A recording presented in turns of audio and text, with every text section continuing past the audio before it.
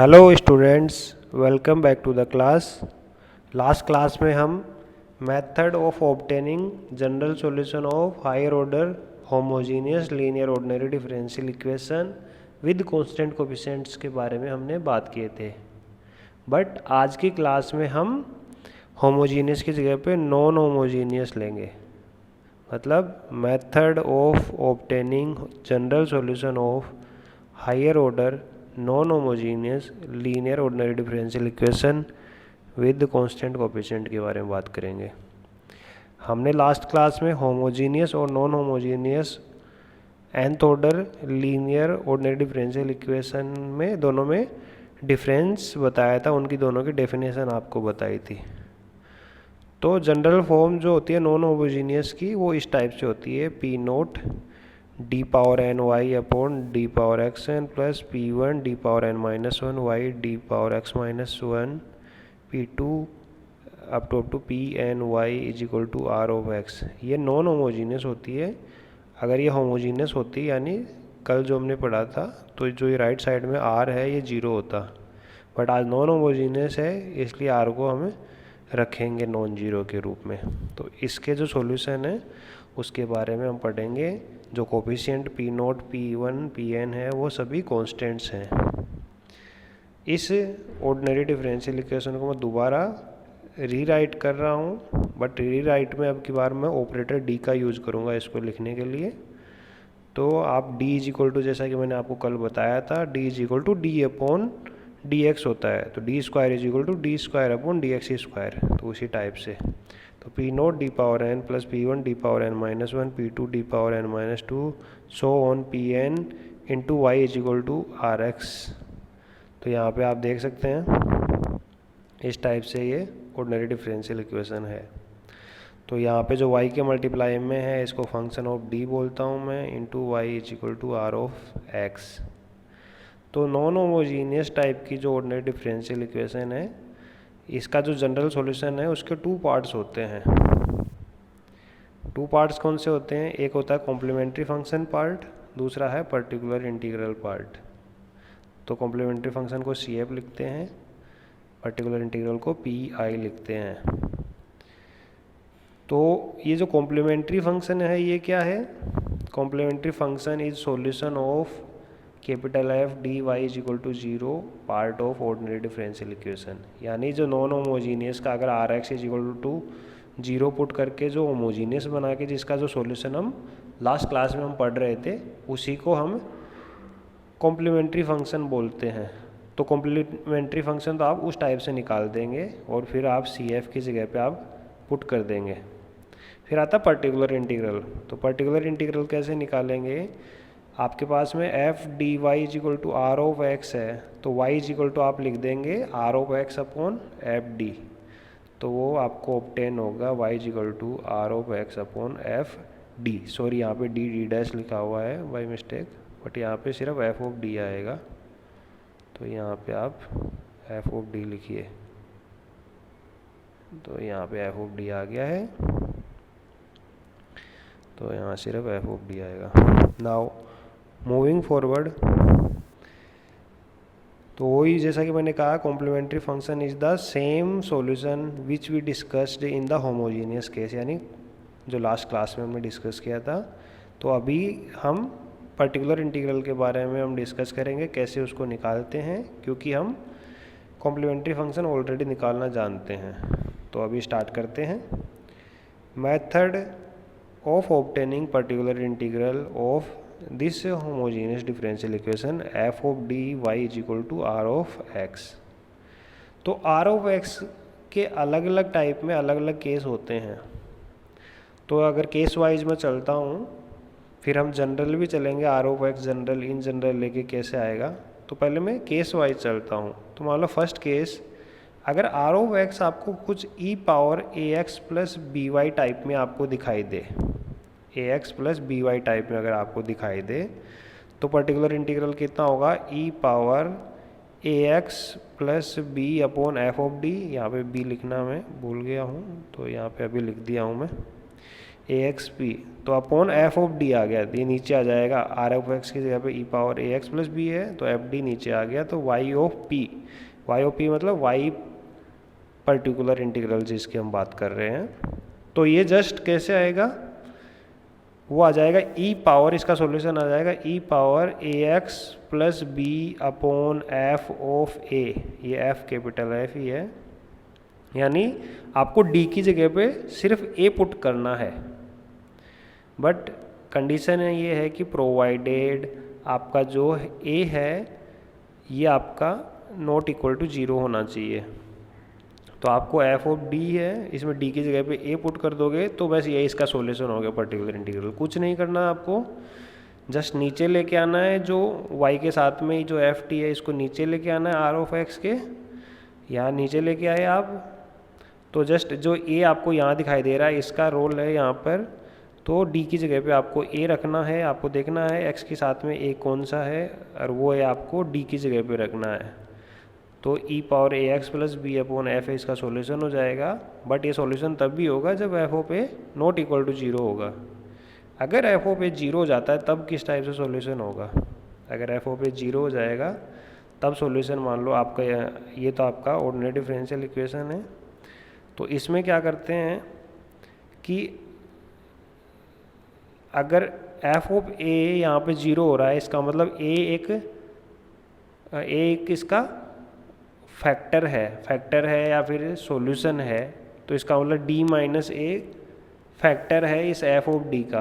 तो F of D को मैं इस टाइप से लिख सकता हूँ डी माइनस ए पावर आर, मतलब ए मान लो कि आर टाइम्स रिपीट कर रहा है, तो D minus A power are into some function of D, कुछ और बाकी जो बच गया फंक्शन उसको फंक्शन ऑफ डी बोल दिया हूँ। तो इसका आंसर अगर इसको आप ब्रेक करके इस टाइप में लिखेंगे एंड देन इसका आंसर कितना आएगा ई पावर ए x plus b dot x power r, तो आर आपको यहाँ देखना है x power are upon r factorial, वो इसका आंसर होगा। एग्जाम्पल से आपको ये समझ में आएगा। तो देखो दो केस हैं, अगर F of A not equal to 0 है तो आप डायरेक्टली ये सॉल्यूशन लिख देंगे, अगर ये 0 मिल रहा है तब इस एफ ऑफ डी के आप फैक्टर करेंगे, फैक्टर इस टाइप से आएगा d minus A power are into some function of d, तो फिर इसका आंसर आ जाएगा e power A x plus b x power are upon r factorial, इस टाइप से आ जाएगा। जैसे फॉर एग्जांपल आपके पास में ये है solve D square plus 2d plus 2y is equal to sine hyperbolic X. तो पहले तो हमें दो पार्ट होते हैं, जैसा कि मैंने बताया होमोजीनियस है तो दो पार्ट होते हैं, कॉम्प्लीमेंट्री फंक्शन और पर्टिकुलर इंटीग्रल। तो कॉम्प्लीमेंट्री फंक्शन मतलब राइट साइड में यहाँ पे आप 0 मान के फिर निकालते हैं, तो उसके लिए होमोजीनियस केस बन गया। होमोजीनियस में सबसे पहले हम ऑक्सिलरी इक्वेशन लिखते हैं, तो ये 2 डिग्री की पोलोमियल है, 2 डिग्री पोलोमियल को आप ऐसे निकाल सकते हैं minus B plus minus under root B square minus 4ac upon 2a। तो यहाँ से आप निकाला तो plus minus -1 plus minus iota, यानी कॉम्प्लेक्स कॉन्जुगेट पेयर में आपका इसका सॉल्यूशन आया है। तो आपका जो कॉम्प्लीमेंट्री फंक्शन किस टाइप से आता है ई पावर अल्फ़ा की जगह पर -1 है तो e power minus x, C1 cos beta की जगह पे आई इंटू 1 है तो C1 cos x plus C2 sine x. तो ये तो क्या हो गया, इसका कॉम्प्लीमेंट्री फंक्शन हो गया। तो आसान था, कॉम्प्लीमेंट्री फंक्शन हम लास्ट क्लास में पढ़ भी चुके हैं। पर्टिकुलर इंटीग्रल कैसे निकलेगा, तो इसको नीचे लेके आगे जो भी है यहाँ पर ये है, इसको साइन एच एक्स के नीचे लेके आगे हाइपरबोलिक एक्स अपॉन ये आ गया। तो इसको कैसे सोल्व करेंगे, पहले साइन हाइपरबोलिक एक्स होता क्या है, साइन हाइपरबोलिक एक्स होता है e power x minus e power minus x upon 2 upon में ये है आपके पास में, ये 2 कांस्टेंट है, इस 2 कांस्टेंट को मैं बाहर लेके आ गया हूँ और फिर बाद में इनको अलग अलग मल्टीप्लाई किया, तो जो ये है इसके मल्टीप्लाई में ई एक्स, फिर इसके मल्टीप्लाई में ई पावर माइनस एक्स, तो माइनस यहाँ पे लगा हुआ है। तो इस टाइप से आपने 2 फैक्टर कर दिए। तो देखो यहाँ पर ये डी का फंक्शन था, नीचे e power x upon function of d है, यहाँ पे ई power minus x upon function of d है। आपको क्या करना है, एक्स के मल्टीप्लाई में देखना है, यहाँ पर 1 है और यहाँ पे -1 है एक्स के मल्टीप्लाई में, तो इस जगह पे डी की जगह पे 1 रख देंगे तो 1 स्क्वायर प्लस 2 1 प्लस 2 ई पावर एक्स। फिर यहाँ पर डी की जगह पे -1 रख देंगे तो ये इस टाइप से आएगा। तो आया आंसर आपके पास में 1/2 तो बाहर था, यहाँ पे नीचे ये आ गया 5 और यहाँ पे आ गया ये 1, तो टोटल आ गया ई power x/10 minus e power -x/2। तो ये बहुत आसान था। तो जनरल सॉल्यूशन क्या होता है, complementary function plus particular integral. तो ये हमारा कॉम्प्लीमेंट्री फंक्शन आया था, ये पर्टिकुलर इंटीग्रल आ गया और ये solution of non homogeneous ordinary differential equation of order n आ गया। एक एग्जाम्पल और देखते हैं जिसके अंदर आपका जो f ऑफ a है वो 0 आ जाएगा। यानी एक तो आपने इस टाइप से देख लिया जब f of a not equal to 0 था इस केस में, और अगर f ऑफ a 0 है तो इस टाइप का एग्जाम्पल भी हम एक बार करके देख लेते हैं। तो ये एग्जाम्पल आपके पास है दूसरे टाइप का। सोल्व 3d + 1 स्क्वायर y = 5 ई पावर -x/3। तो सबसे पहले तो क्या करते हैं हम, कॉम्प्लीमेंट्री फंक्शन जैसे कि आपको बताया निकालना है। तो कॉम्प्लीमेंट्री फंक्शन में राइट हैंड साइड तो 0 रहता है, लेफ्ट साइड में इसकी ऑक्सिलरी इक्वेशन बनानी होती है। तो 3m + 1 स्क्वायर, इसका मतलब m = -1/3 स्क्वायर है, मतलब 2 टाइम्स ये रिपीट किया है। तो जब रिपीट करता है कोई रूट तो कैसे लिखते हैं, अगर 2 टाइम्स रिपीट किया तो c1 + c2 x⁴ × e power mx, m की जगह पे -1/3 है। तो ये कॉम्प्लीमेंट्री फंक्शन आ गया, लास्ट क्लास में हमने एक्सप्लेन किया था इसको। पर्टिकुलर इंटीग्रल के लिए क्या करते हैं, इसको नीचे लेके आते हैं, राइट साइड में ये r ऑफ x था और नीचे ये f ऑफ d आ गया। तो अब क्या करते हैं इसको, इस 5 को तो मैं कांस्टेंट है तो ये रहने दिया। तो यहाँ देखो e पावर ax, तो a की जगह पे -1/3 आपको दिखाई दे रहा है x के मल्टीप्लाई में इधर।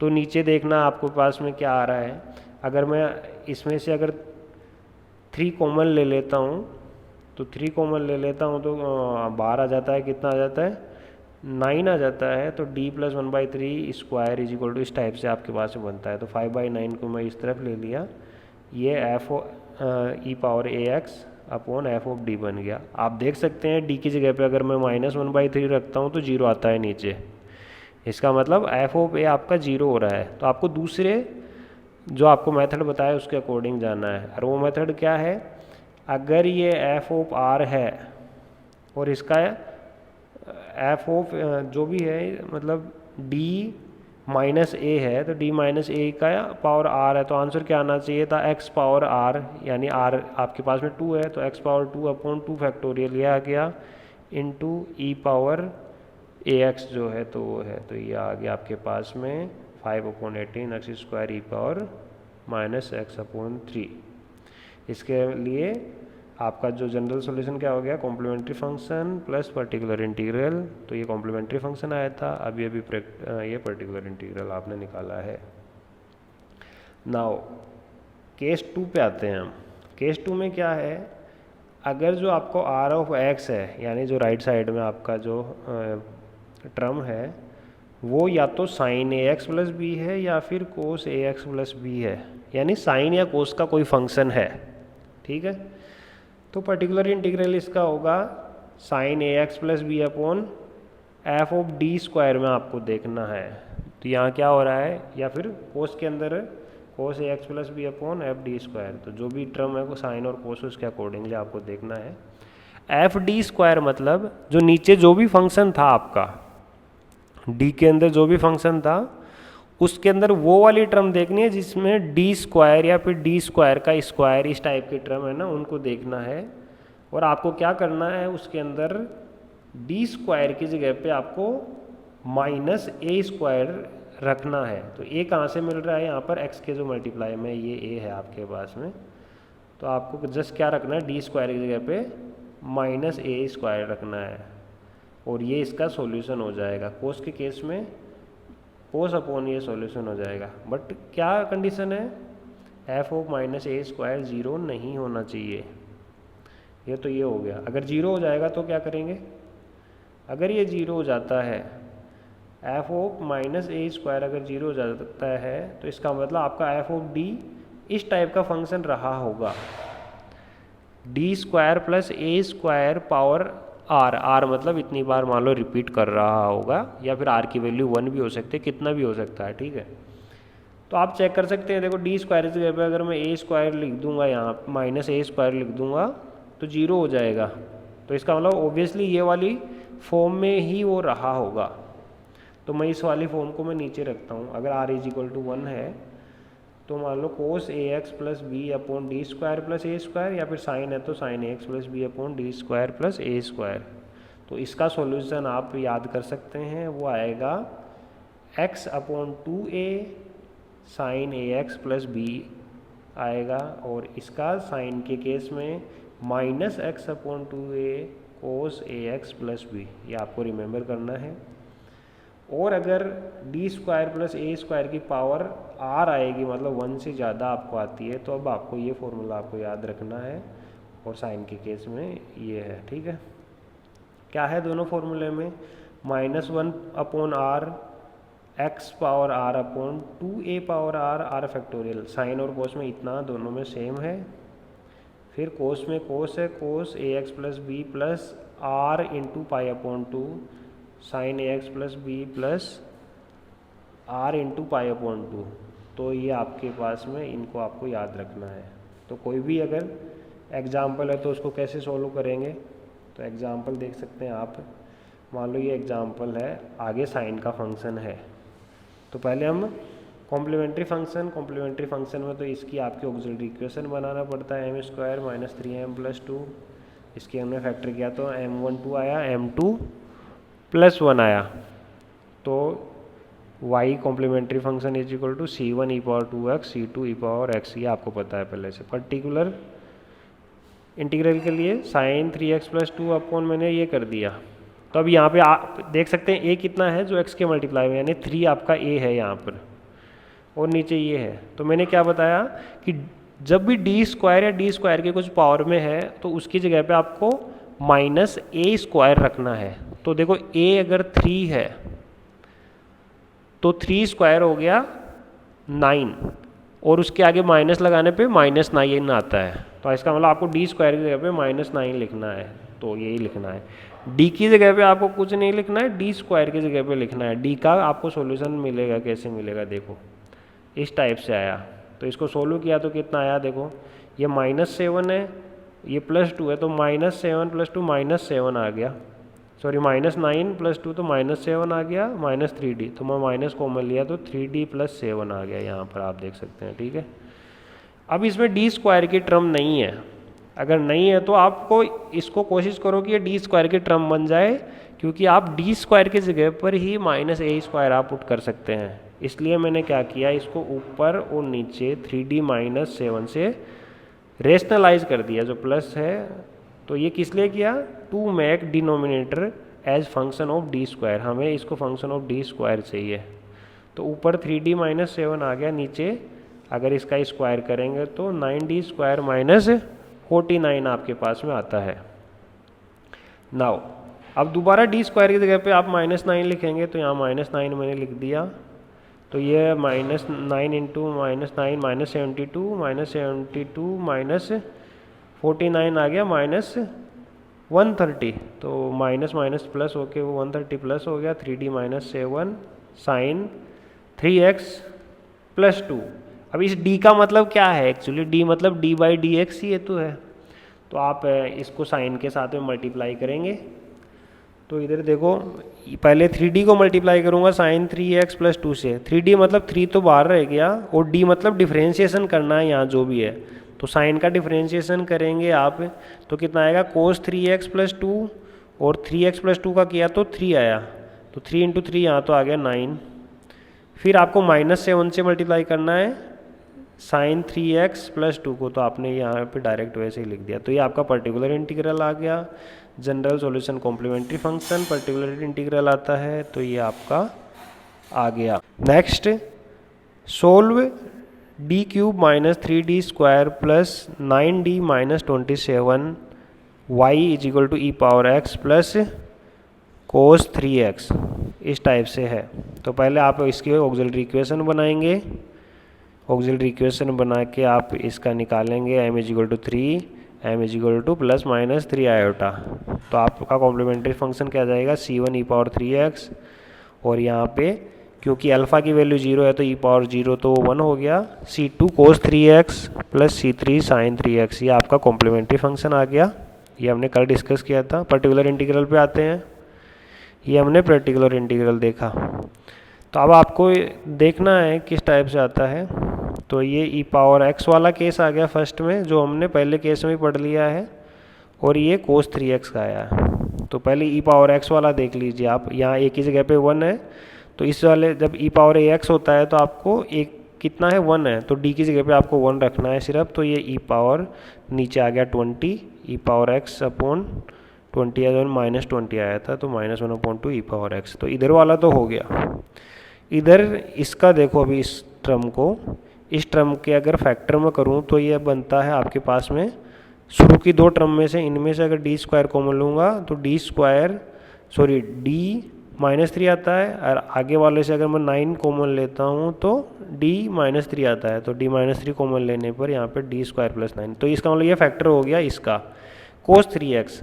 यहाँ पे a3 है। अब आपको क्या करना है, जैसा कि मैंने बताया, अगर साइन और कोस होता है तो डी स्क्वायर की जगह पे आपको माइनस ऑफ ए स्क्वायर लिखना है। आप याद रखो, माइनस ऑफ ए का होल स्क्वायर नहीं करना है मेरे को, क्योंकि माइनस ए का होल स्क्वायर करने पे तो प्लस ए स्क्वायर ही मिलेगा। आपको करना है पहले ए का स्क्वायर करना है और उसके आगे माइनस लगाना है। तो a3 है तो 3 का स्क्वायर आ गया 9, और 9 के आगे माइनस लगाना है। तो यहाँ पे लगाने पे क्या दिक्कत आ रही है, -9 + 9 0 हो गया नीचे की सारी टर्म। तो इस केस में हम क्या करते हैं, इस केस में हम जो ऊपर फॉर्मूला लिखा है वो अप्लाई करते हैं। खैर अभी के लिए ये देखो आप, अगर इस टाइप से है आपके पास में तो इसको मैं पहले ले लिया हूँ। तो इसमें डी स्क्वायर का टर्म नहीं है तो मैं d+3 से ऊपर और नीचे मल्टीप्लाई किया, तो नीचे d स्क्वायर -9 बन गया है। d स्क्वायर -9 बना यहाँ पर आपके पास में। तो यहाँ पर अभी d स्क्वायर की जगह पे आप क्या लिखेंगे, d स्क्वायर की जगह पे -9 लिखोगे तो ये -18 हो गया, d+3 cos 3x, ये लेफ्ट में चल ही रहा है। फिर आगे देखो, ये -1/18 को मैं इस तरफ लेके आ गया हूँ, d स्क्वायर प्लस 9 अपनी जगह पे है, और ये जो d+3 इंटू cos 3x है, तो इसका मतलब क्या करें, पहले डिफ्रेंशिएशन को cos 3x से मल्टीप्लाई किया, तो इसका मतलब cos 3x का डिफ्रेंशिएशन करना है। तो कितना है, sin 3x इंटू -3x, और cos 3x को 3 से मल्टीप्लाई किया तो 3 cos 3x आपके पास यहाँ पर आया। अब जैसा कि आप देख सकते हैं यहाँ पे, ये 3 यहाँ से और यहाँ से अगर मैं इस साइड में लेता हूँ कॉमन, तो ये आ जाता है 3 कैंसिल होने पे यहाँ पे -1/6, और फिर उसके बाद में क्या करते हैं हम, और ये जो cos 3x मैंने पहले लिख लिया है, और जो माइनस लगा हुआ है sin 3x मैंने बाद में लिख लिया है। तो इन दोनों को अलग अलग कर लिया है मैंने यहाँ पर, ठीक है। फिर आता है यहाँ तक, ठीक है। अब देखो ये आ गया, यहाँ a की वैल्यू 3 है, यहाँ भी a की वैल्यू 3 है, तो यहाँ -9 + 9 0, यहाँ पे भी -9 + 9 0। तो कोस वाले केस में क्या होता है, याद करो, cos ax/d स्क्वायर प्लस अगर a स्क्वायर आता है तो उस केस में उसका आंसर कितना आता था, उसका आंसर आता था sin ax/2a था। तो आप जैसा याद करेंगे तो x into sin ax/2a, 2a मतलब 3 × 2 6 आ गया, और साइन के केस में माइनस कोस था तो माइनस माइनस हो गया, यहाँ प्लस कोस x/6 है ही कोस, तो इनको सबको मल्टीप्लाई करने पे ये आपका पर्टिकुलर इंटीग्रल आपके पास में आ जाता है। तो कॉम्प्लीमेंट्री फंक्शन पर्टिकुलर इंटीग्रल को ऐड कर देंगे तो आपका जनरल सॉल्यूशन आ जाएगा। तो ये आज की क्लास में हम 2 सब केस डिस्कस किए हैं। तो आज की क्लास के लिए बस इतना ही। नेक्स्ट क्लास में हम बाकी केस भी पढ़ेंगे, तो हम नेक्स्ट क्लास में बताएंगे कैसे होते हैं। तो इनके बेस पर आप क्वेश्चंस ट्राई करिए। Okay, thank you so much.